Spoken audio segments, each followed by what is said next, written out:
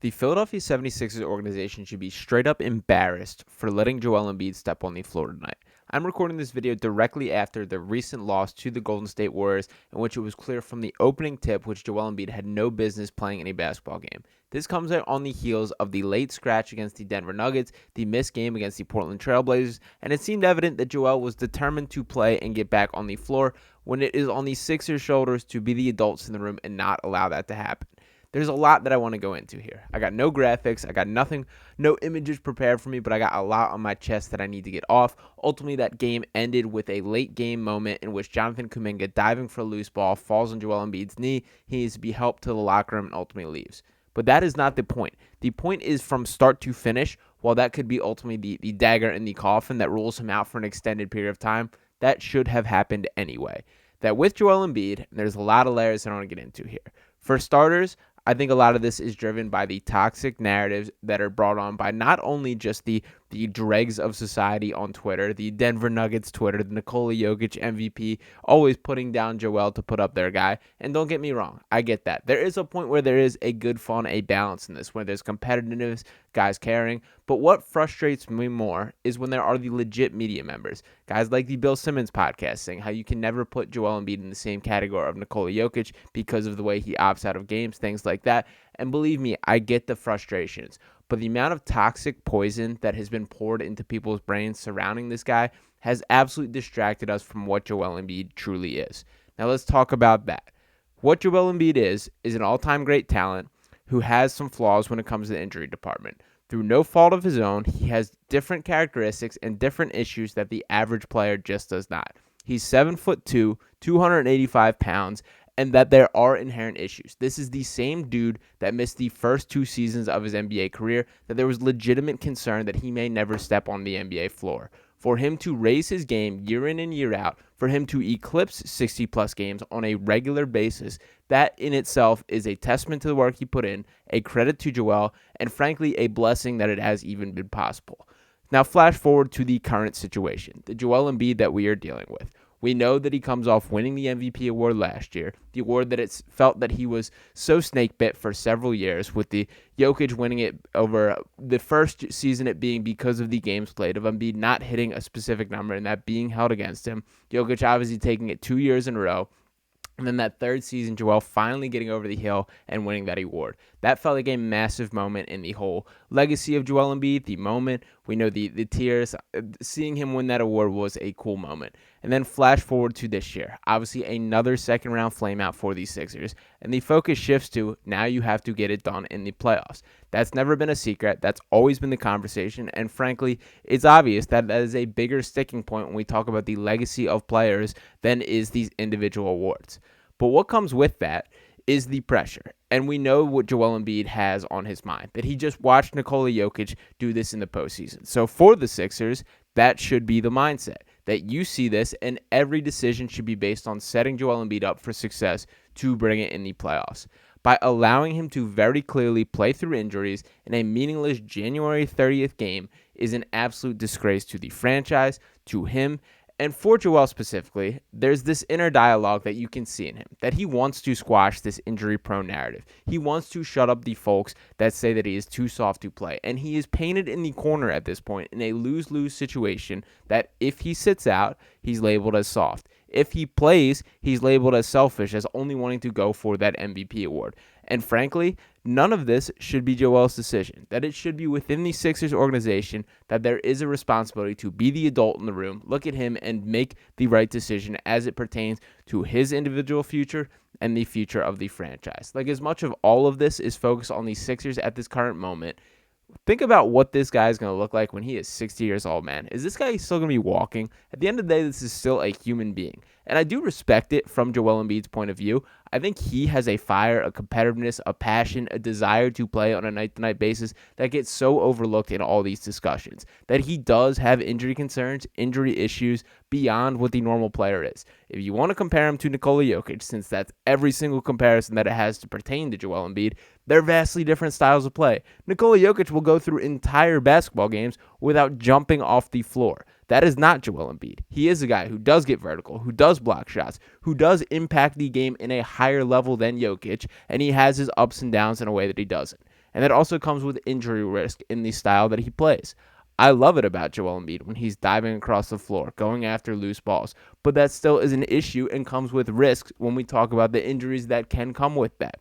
That is ultimately what proved case today. And you can throw that in Embiid's face, talk about you have to be smarter, you have to be more careful, that you're not putting yourself in that position to get injured. But you know who I put that way more on is the organization of the Sixers. Because even if it was not for that loose ball today, it was crystal clear that he did not belong on that floor.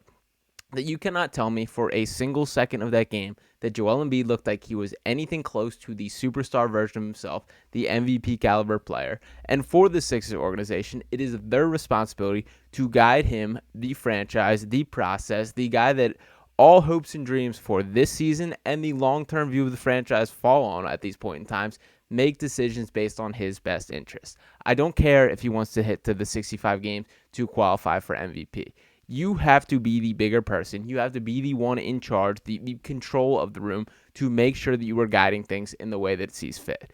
And I do hate how much I do think this is narrative driven. That Joel Embiid, more so than most athletes, has a presence online. That he knows what he's doing. And he's absolutely reeled it in from his early days of being in the league, where this is the same guy that was tweeting at Rihanna and tweeting at Kim Kardashian and posting videos and pictures of him dunking on Karl Anthony Towns and directly tagging him. This is the same dude that came in the league doing these things. He's absolutely reeled it in since that point. But he still sees what's going on online. He's still very conscious, very cognizant of what the narratives, the conversations, all those things. And he is driven by wanting to be the best. Despite this somewhat reputation of being this, baby, baby, flopping, that doesn't care, all these things, he does have a fire that burns inside of wanting to break down those things. And I do think that drives him to getting back on the floor in a way that does not quite pertain to what is best for him. So now the Sixers look like they kind of are getting the short end of the stick of this. I don't care what the diagnosis is. Frankly, the decision may very well be made for the Sixers. He has no business stepping back on the floor until after the All-Star break. That when we get into these playoff conversations, none of it matters if Joel Embiid is not healthy. It does not matter who they trade for at the NBA trade deadline. It does not matter if they get a big fish, if they make a DeJounte Murray trade, if they make an Alex Caruso trade. None of these names matter if your superstar, one of the best players in the league, is not there ready to go into battle at this point in time. And we've yet to see a season in which Joel Embiid is the best version of himself in the biggest moments in the postseason.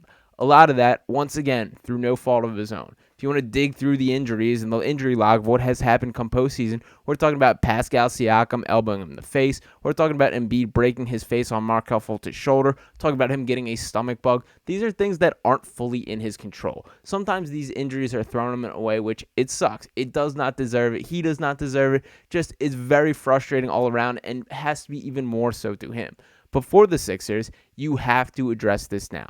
That every decision from here on out must be to get him to the postseason in a healthy fashion, to make sure that you are taking the wide-ranging view, even if that means the Sixers sliding down the standings. I don't care if they enter the playoffs as the 6th seed, the 8th seed, if they have to go in the play-in tournament. If Joel Embiid's not healthy, it does not matter. Because let's play this out. Let's say that they do force him back on the floor. Let's say they make this a 2-week injury, whatever this knee issue is, that once again he should have never been on the floor in the first place. Let's say that they rush him back as soon as possible. He plays out the rest of the season, gets to the max possible games he could play. We're looking at the same exact result of him not having the legs come playoff season. The focus should absolutely be from here on out to get him healthy, and the decision may very well be made above the Sixers. That we could very well find out that Joel Embiid has an ACL tear, and I'm even more frustrated hopping on this next video this morning. I pray and hope that that is not the case. It's insane how much of a realistic situation that could be, considering how much of this could be avoided. Once again, I bring up that from start to finish, it was evident he did not belong on that floor, that he was not ready to compete at an NBA level. I know there's a video circulating around Twitter where Steph Curry's driving up for a layup, and Embiid goes to jump up and block it, and his knee just gives out on him. And that, for starters, I'm seeing people laughing at that video, which is insane. And secondary, that right there, the fact that that's a thing is so clear that he should not have been on the floor tonight, that he should not have been competing, playing basketball, all these things. So for everybody that is sounding off talking trash about Joel online, can we take a second and talk about the human being? Can we just acknowledge that this sucks for him on a personal standpoint, that he doesn't want to be injured, that he's trying to be out there? And then for the Sixers side of things, can we grow up a little bit and be the bigger person to understand that it's your responsibility to protect this dude, that now you've made life worse for both you as a franchise, for Joel Embiid as an individual, and both your goals, all your dreams, all these things may be crashing down from the management of this specific situation.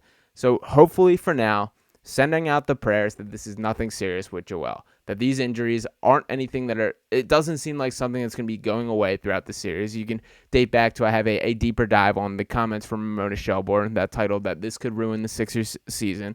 There's a little more specifics on what the reports are on the knee specifically, but it doesn't sound like it's going to be anything that goes away. There's a very real chance that this is stuff that he deals with for the remainder of his career. But my point still circles back to, and always will with Joel, that the top-end talent that he possesses, that him at his best is worth putting up with all that. That the best availability is not availability. The best ability is ability. And when Joel Embiid is playing at his level, at his best ability, nobody in the NBA can touch him. So put up with that, be smarter, and put him in a position where he can do that whenever he is capable of doing that. I will take Joel Embiid at 100% 1 out of every 10 games over a guy that, can't reach that ever. I will still ride or die with that. The talent is there. It's frustrating that I have to sound off and talk about all these things right now, and hopefully that the injury is not that severe. For now, I'm going to send some prayers, letting out. Felt good to vent to all you guys out here. I do want to hear your thoughts in the comments. Are you as frustrated as I am about the entire management of that game? Because I'm straight up livid at the Sixers organization for allowing him to step foot on the floor, and I'm hoping that this team does not pay the full price because of it. Thank you guys for hanging with me once again right here on Sixers Digest. Please smash that subscribe button, drop a like on this video, and I do want to hear from you guys in the comments. I need a little Sixers therapy with me for how frustrated I am right now, because I'm still heated under here. Thank you guys once again, and I'll talk with you next time right here on Sixers Digest, hopefully with some better news in mind.